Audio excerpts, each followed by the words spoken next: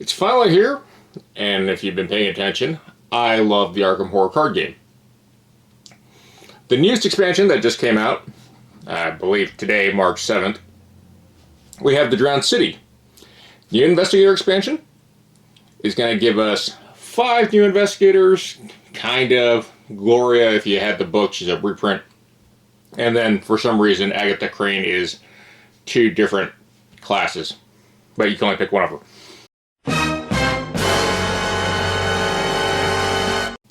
For some reason, our expansion icon, and this is what concerns me, is the auto-fail.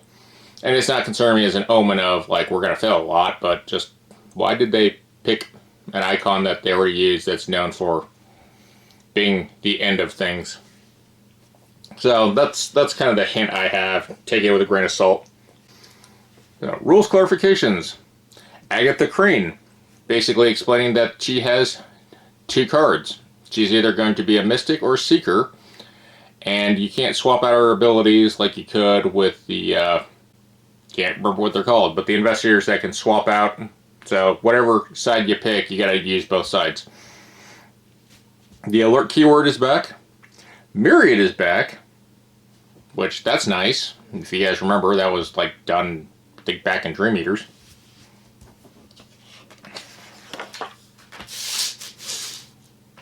We have the research cards, which has always just been a seeker thing. The seal keyword is back. That's been around enough that everyone should know it. And then we have the specialist cards. Specialist cards are a new card type. They are supposedly the big change. And what they do is you have to have the trait on the investigator to use that card. Now, that being said, there is a FAQ slot right here that clears up how those traits work. From what I understand, the special cards are mainly neutral cards, so I don't know how it really messes with that, but it says that if you can't carry the card, even if you have the trait, you still have to follow deck building restrictions, unless you're Lola. For some reason, Lola is considered everybody still, so this might actually be that weird power bump that Lola Hayes needed. I'm not sure. I've never played that character because I think she's terrible. But I could be wrong. This could be really, really strong with her. But the FAQ continues on the other side. And I'm like, okay, that's pretty common. I don't know why some people said it was kind of weird that there's so many FAQs, but I guess. It also kind of clarifies some of George Barnaby's nonsense, but I'll get to that with George Barnaby. Alright, I know I said that there was 7 characters on the box, but there is a secret thingy that you can kind of turn into. And if you haven't noticed, it's because there's a lot of mystics here. We have this Lost Homunculus. It's a very neat card, very interesting concept.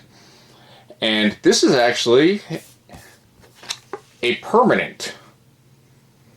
That if you fail, the penalty is you become this thing. The biggest con with this is you still keep your trauma. So it's not a reset, it's not basically a second chance. It would be cool if it was, but no. All your trauma gets attached to this guy too. So that really sucks. But it's a cool, neat idea, and I'm glad they're playing around with card ideas like this. And I'll explain this when I get to the Seeker video. Alright, first up for our new Guardian, Marion Travers. She has 1 arm. She lost her right arm somehow. I'm gonna say fishing accident. But yeah, this is the ultimate DI set that everyone gets mad at. We have a disabled black woman. I actually really appreciate this, and I like this type of representation in games. I like inclusivity. We have Lucius Galloway, a black poet. We have Agatha Crane, who obviously is also has some issues because she's schizophrenic. And the weird thing about Agatha is all her stats are the same. Both cards are the same. The only difference is the card pool, either Seeker or Mystic. We have Michael McGlenn, basically Captain America. We have George Barnaby, who, as all survivors do, some really, really jank stuff. And we have Glory Goldberg. Glory Goldberg, if you didn't get the book set, She came out as a promo card that is a replacement effect. Very powerful character. Everything's the same with her except for the art and the replacement cards. But she's like one of the strongest mystics in the game. But our new character pool, they all have 12 stats. They all pretty much have the basic spread for their health and sanity. Really their abilities, and their card building's a little weird, which I'll get into. So Marion, Michael, Gloria, and Lucas Galloway, they have the standard 30 card deck size. Well, Agatha and George both have 35. There's not a lot of investigators with an expanded card pool. It's kind of odd that they put, I guess it's not that many, but 2 with the 35 card deck. It seems a little off, but I welcome those changes also. I'm pretty sure they tested it fairly well, especially since these guys love to do deck manipulation, so I don't think the 5 extra cards is going to be too bad. So Marion's our guardian. She has 1 fewer hand slots, and after you play an event during your turn, you may draw a card. Then you play a different event, limit once per round. She seems very similar to kind of how Nathaniel Cho wants to work, except she actually can carry a firearm or a weapon and have her work. But she seems very event focused on action and compression. Really just depends on if you got some cheap events to play and get away with. Her weakness is I'll do it myself. As an additional cost for you to play the event, you take a horror. As a fast action, discard 3 events from your hand, and then you can discard I'll do it myself. It doesn't seem super bad, but losing 3 events is really rough. Her offset for that is determined. She gets 2 copies of it. If the skill test is successful, if it's an event you played, you may return determined to your hand instead of discarding it. It basically just adds an extra skill wild. I don't know if it's good, but you can play both of them, so that could be helpful. Her deck size is 30. Her traits, you have to choose this at the beginning of deck creation. One of the following traits: Fortune, Gambit, or Improvised. Her deck building options: Guardian cards 0 to 5, neutral cards 0 to 5, events with your chosen trait up to 0, level 2. You can choose one of the chosen traits. You can have cards from level 0 to 2, and up to 5 other level 0 survivor cards. She seems like a very interesting character, and I am curious to see how well she plays. She's not super good at anything, but having 2 wild skill icons that can kind of have some recursion is very strong, but of course there's myriad cards that do that also. Next up we have Lucius Galloway, the Poet. He is a Scholar Dreamer. Reaction: after you successfully evade an enemy by 2 or more, discover 1 clue at your location, limit once per round. Eldritch Artifact, +1 for each enemy at your location. Stat-wise, 2, 4, 1, 5, and 8 health, 6 sanity. Really weird to have a Seeker that actually focused on evasion, and it's really not that good because it's only limit once per round. Card pool and deck size. Deck size is 30. Deck building options: Seeker cards, level 0 to 5, Rogue cards 0 to 2, and neutral cards 0 to 5. Deck building requirements: Book of Verses, Dreams of the Flood, and 1 random basic weakness. The tiny Rogue pool is kind of going to affect evasion, I think, but there are cards to help with this Investigator specifically. I'm not a big fan of this Seeker. He is very tanky, but I don't really like his stats. Dreams of the Flood is his weakness. Put Dreams of the Flood in your threat area. The first time you discover 1 or more clues during your turn, take 1 horror and shuffle Dreams of the Flood back in your deck. That is a very brutal weakness. The constant recursion of it coming back, the constant, you gotta take damage, so you gotta pass it off to assets or allies, feels kind of bad. And being a Seeker, usually drawing to a lot of cards, so it seems pretty rough. His special is the Book of Verses. I don't like this card. Cost 2, you can pitch it for 2 wild, I like that. But it uses 1 inspiration. You replenish inspirations the first turn you discover a clue each round. As a reaction after resolving a chaos token during a skill test, you may spend 1 inspiration to get +1 skill value for this skill test. If you succeed at exactly 0, draw a card. Very restrictive and gimmicky. I don't know why the Seekers and some of the other classes have been messing around with this kind of rogue-like success system. But if you succeed at 0, you win ties. So 0 to 0, you get to draw a card. Very situational. I don't know if it pays off. Next up, we have Agatha Crane, the Parapsychologist. There's 2 versions of her. And like I said earlier with the instruction things, she's exactly the same, just one's a Seeker and one's a Mystic. Her special ability is a reaction when your turn ends. If you sealed or canceled or ignored one or more chaos tokens this round, play a spell or insight event from your discard pile. After the event resolves, remove it from the game. Elder Sign effect is +2. You may cancel this token, draw another token in its place if you do draw a card. Yeah, everything's the same except for, basically, if she's a Seeker or Mystic. And the difference comes down to the Mystic option. You get Mystic cards 0 to 5, neutral cards 0 to 5, spell and event cards 0 to 3, and up to 10 other level 0 Seeker cards. The deck building requirements is the Occult Obscura, Glimpse into the Void, and 1 random basic weakness. What the Seeker side does is you get now Seeker cards level 0 to 5, neutral cards 0 to 5, insight events 0 to 3, and up to 10 other level 0 Mystic cards. So it really just changes on what you really want to lean more toward. Her treachery, Glimpse of the Void. Revelation, put Glimpse of the Void to play in your threat area. The first time you reveal one or more chaos tokens during each skill test, you must reveal 1 additional chaos token. And then as an action, you can shuffle Glimpse of the Void back in your deck. It doesn't seem terrible for her, just because of the way she kind of works. Seems like it would help her ability. The Occult Obscura has a reaction after you succeed a skill test. If no tokens are sealed here, seal a non-symbol token revealed during a skill test on Occult Obscura.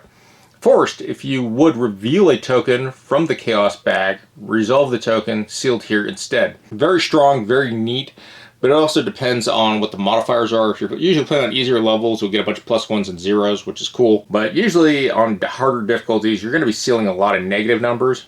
On the plus side, it does give you the idea of what to pass a skill test by. I think Agatha here would be Gloria's best friend in a campaign, because 1 to take care of events, and 1 to basically figure out what tests you want to pass. Very strong. Next up, we have Michael McGlynn. He is a 3/1/5/3. Reaction, after you spend 1 or more ammo from a firearm asset, you gain 1 resource, limit once per firearm asset per round. So he gets paid for shooting things. Sounds very American. Elder Sign effect, +2, you may place 1 ammo on a firearm asset you control, which is great because who doesn't love free bullets, and that's honestly one of the restrictions of weapons in this game, firearms specifically. And his health is 9 and his sanity is 5. It's a little bit better than most rogues. His deck size is 30.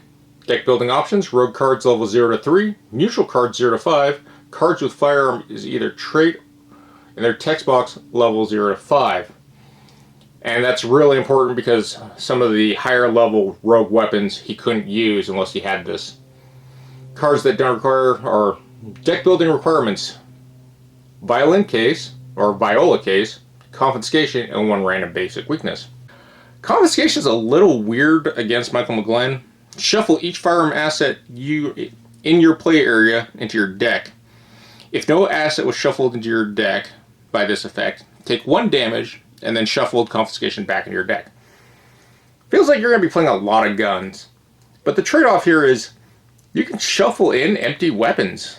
So it's kind of helping you. It's a little weird, but it's also not terribly bad. I do recommend that you have some good firearms in this deck. But yeah, you can pretty much carry every gun, and there's some actually pretty interesting guns in the set for the Drowned City.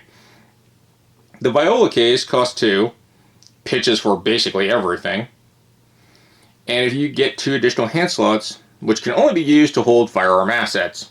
It's going to be really cool for those big guns like Gatling gun. And then as reaction, after you play Viola case, search the top 9 cards of your deck for a firearm asset and add it to your hand. Shuffle your deck. So it's a tutor that gives you hand slots. It's basically bandolier. Just doesn't give you the will. And backpack kind of put together. But it's a neat system. I kind of like this idea, especially for 2 cost. It doesn't reduce the cost and doesn't let you find a bunch of weapons. It would be cool if it lets you, find 2 single-handed weapons or 1 double-handed firearm asset. That would actually fit a lot better. Up next, we have one of my favorite investigators, Gloria Goldberg. Not a big fan of this art. I like her other art. But yeah, she is very powerful. The 5 will, which is what you want for Mystic, the 4 investigate, really strong, the 2 fight, and the 1 foot. And her abilities are, you choose the investigator order during the Mythos phase. This is actually really strong because of how her ability works.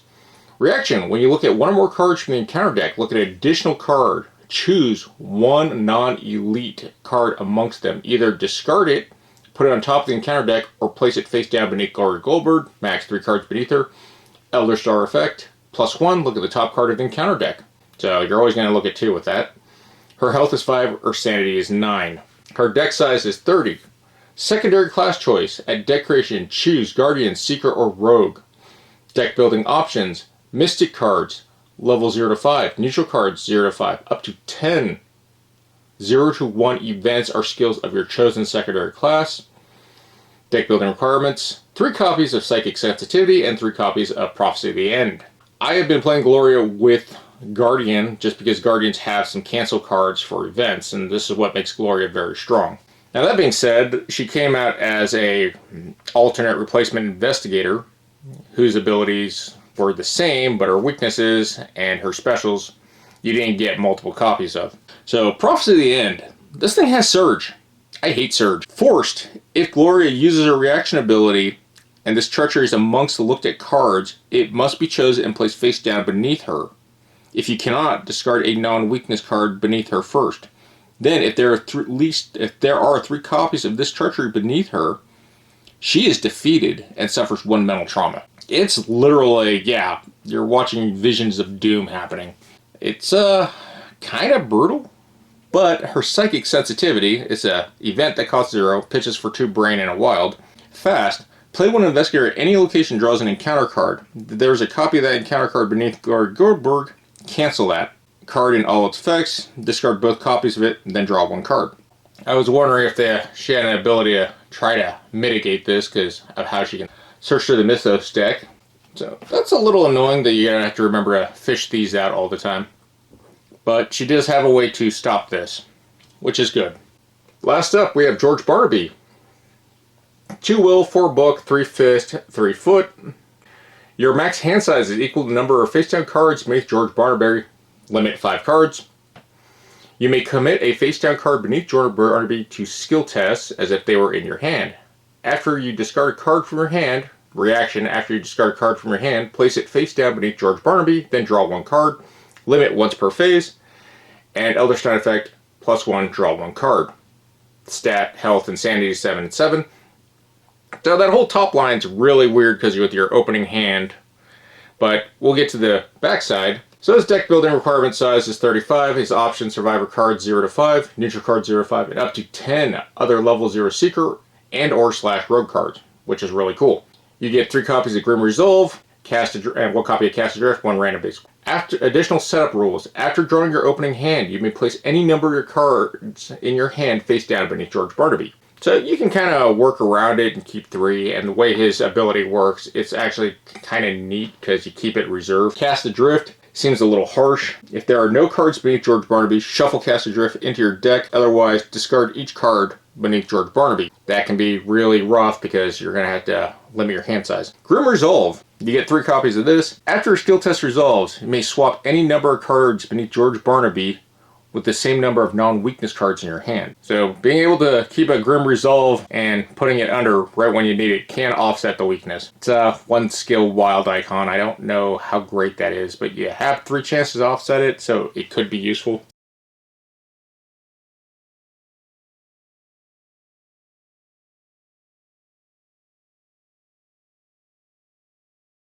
So let's start with the level 0 cards. I'm not going to go into detail of these. I'm going to do this more in the specialized for each Investigator of the set. But for the Guardians, we get 6 new level 0 cards. The Book of War, which is kind of neat. Crowbar, which is really good. The Remington Model 1858. It's another really interesting weapon. I don't know if it's good on the non-upgraded version. Prime for Action, Ready for Anything, and Hard-Boiled. So basically 3 new assets, 2 new events, and 1 new skill. We only get 1 upgraded level 1 card, Hunter's Mark. There isn't a level 0 of it. Really neat card. I kind of like the idea of it. We have 3 level 2 cards. Alice Luxley, upgraded. Interesting, she's designed by the Card Council in Exile of 2022. Not sure what that event was. We have Bulwark, which is this new seal mechanic. I think every class gets some variant form of this. And then we have a level 2 skill, which is an upgrade of Inspiring Presence. I really like this card, and I love the icons on it. So for our level 3s, Myriad has made a return with Quick Shot, the good old nun with a gun. This card is pretty neat. I actually like it, but it also has a weird requirement of drawing it during your turn to play it, reducing its resource cost. So I don't know a lot of Guardians that get a lot of card draw.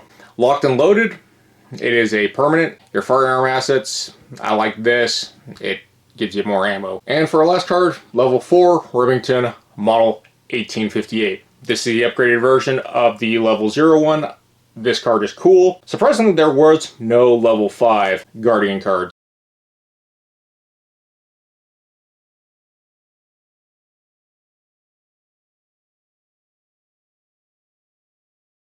For the Seekers, we get 8 brand new level 0 cards. Most of them are assets. They're kind of all over the place. We do get 1 copy of a quest card, which is the upgrade research cards. I don't know how you guys feel about them, but they're always kind of janky and weird, but they're also kind of neat with how they pay off at the end. And then we have a new Myriad card called Uncanny Specimen. That's actually a really cool card. But a lot of the Seeker stuff here is just weird manipulations and costs. So for our level 1 cards, we get Cosmic Revelation, and then we get another set of Myriad cards that are skills for Seekers. Which feels kind of weird that a class has 2 Myriad cards that are the same, but I think they did that in the Dream Eaters. We get 3 new level 2 cards. Misdirection, Scientific Studies, Working a Hunch.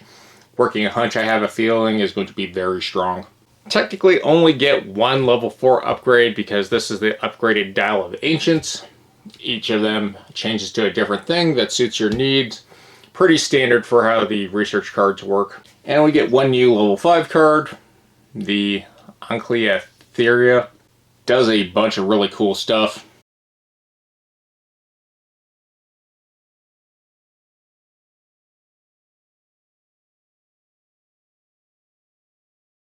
For the rogue cards, for our level 0, we get 8 new cards. We get a new weapon, get a new ally, and then we get another one of those like Bulwark cards that steal tokens. But mainly it's events and 1 skill card that's situational but really strong if you use firearms a lot. Very interesting because a lot of the parlay stuff, and I don't know if that's to make up for Alessandra, a welcome addition. The handgun seems very weak, but it's also kind of cool. So for our rogue level 1 cards, we get a card called Doppelganger. It's Myriad. It's kind of janky and might be broken. We get 2 new level 2 cards. We have Obscure and Mob Connections. Mob Connections is exceptional, so you only get 1 in your deck, or 1 out of the set. For our level 3 upgrade, we only get 1, and this is an upgrade to Watch This. I find this card very humorous. I love this card. The 2 level 4 cards are upgrades to the level 0 cards. Our Rogue level 5 card, which I love, but it's also very janky and weird, is the Gatling gun. Very big gun.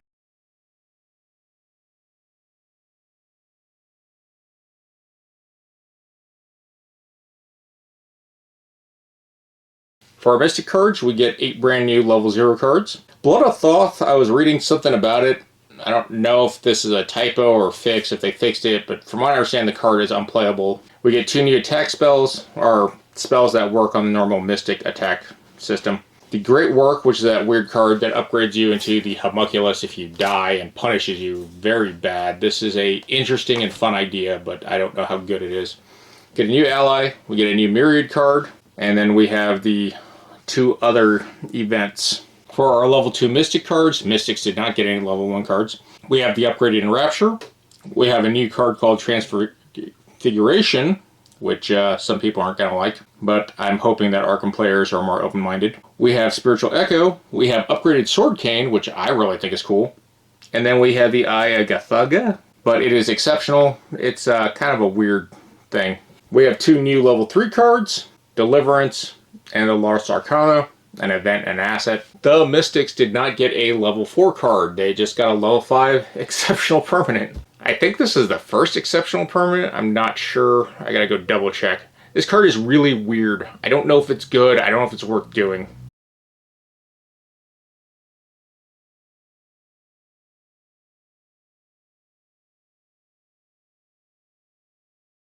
For the Seekers, we have 3 new assets that are basically the type of pitch or discard assets that work on that mechanic. We get a new ally. We get basically a new teddy bear, but the upgraded teddy bear. And then we have 2 events and a skill. The survivors do not get any level 1 cards, but we have ample supplies. We have the return of upgraded Glimmer of Hope, Myriad, really neat card. Good Weather, new Myriad card, very good. And another one of my favorite cards that's a pitch card, Improvised Weapon. These survivors get a upgraded Last Chance. This thing has a ton of icons. This thing might actually be playable for once. I don't know if it's worth the 3 XP. Survivors don't get a level 4 card, which isn't surprising, but them getting a level 5 card is surprising. This is a Recursion Ritual Spell. This is a very strong card, but it goes to the bottom of your deck.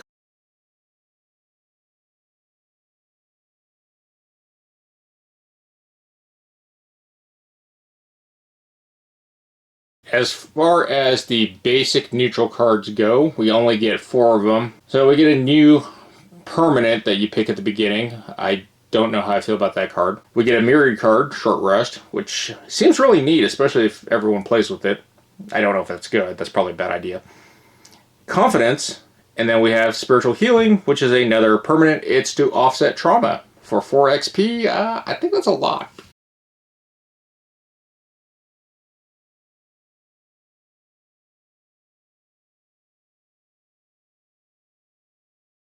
So here's the new big thing, is these specialist cards. They are neutral cards, hence why the Lola thing.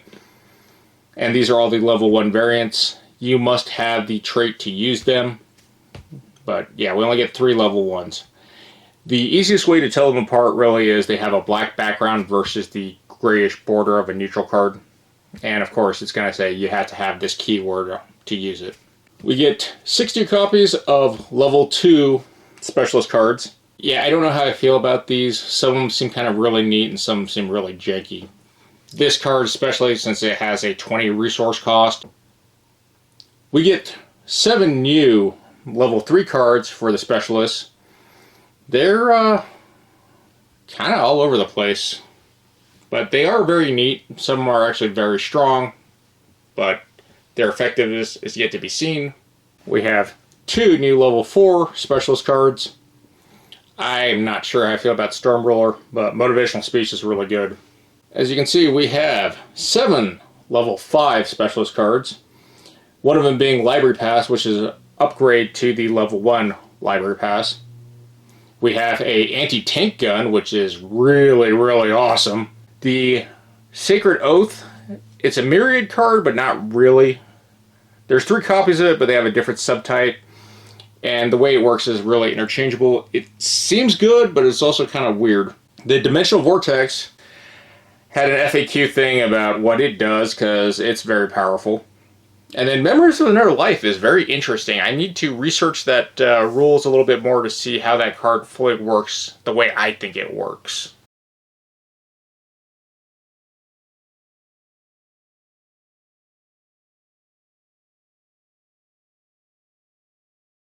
Last up, we have the 4 weaknesses that come in the set. Pretty standard from what I've been noticing. All their effects are pretty much minus to a skill test, and if you succeed, you can get rid of this card. The only one that is different is you have to pay 3 resources or discard 3 cards, and that's down and out. They don't seem terrible. They're just minor inconveniences depending on what you're good at. They could be really bad, or what you're bad at, they can make it even worse, and what you're good at, they're just a minor inconvenience. Overall, not terrible. So this is what everything looks like. A majority of our cards are going to be these new specialist cards. Again, that's the new mechanic that they've introduced. We have our 6 investigators, technically 7, but not really. And then the secret one if you want to pick a card that does some jank stuff. Which, again, that card is really cool and I like the idea of a lot. Kind of fits how the Mystics are doing, you know, things they shouldn't be doing. Everything seems pretty neat and a lot of these mechanics are familiar enough. The difficulty curve really is going to be deck building. Some of the abilities they do are kind of gimmicky, and they are kind of reskins of certain card effects, but different wordings. Overall, I'm very happy with how the new card design is. Gloria, I'm glad she finally came out, because Gloria has been one of those cards that people have been looking for a long time, because she's really good and those book runs were just awful with how limited they are. I'm still doing the 2025 giveaway. If you want to check that video out to win some free stuff, there's a lot of Arkham stuff in there, especially a lot of matte and limited price things for me running tournaments. Other than that, I hope you found this very informative. I plan on doing my normal thing where I do a breakdown of every card for every class for future videos. Other than that, take care of yourselves, and GG's.